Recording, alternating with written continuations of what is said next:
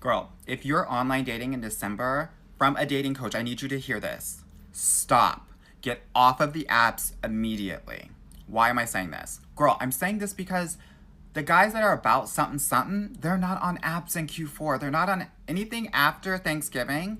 They're not on the apps. They're wrapping up Q4. They're busy. They're making travel plans. They're making, getting presents. And if they are on apps in the second half of December and they're not with their family and friends, you don't want to be with a guy like that anyway. You want to be with a guy who's present. So get off of the apps in December. Come back in January, girl. Why? Girl, here's the tea.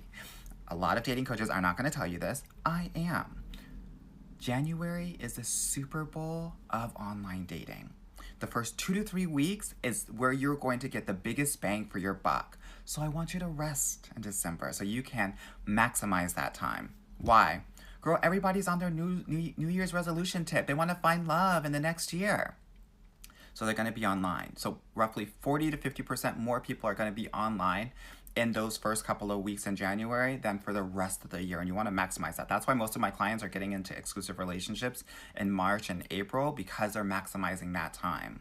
So with all that said, I'm going to give you some tea on the online dating profile so that you can use this time to maximize your profile and maximize the online dating Super Bowl time if you're not going to work with me. So pictures.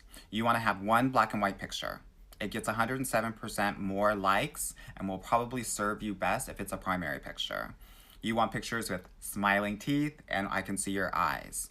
Warm pictures do roughly 40-50% better than sexy come hither pictures, right? You want to have at least one full body picture.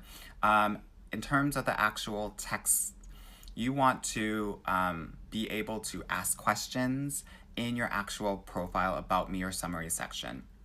The profile is about starting conversation. It's not about finding your husband. So if you're saying, oh my God, I love Italian and sushi restaurants, the question after that should be, which restaurants do you like? So that he will have something to grasp onto and you'll start the conversation.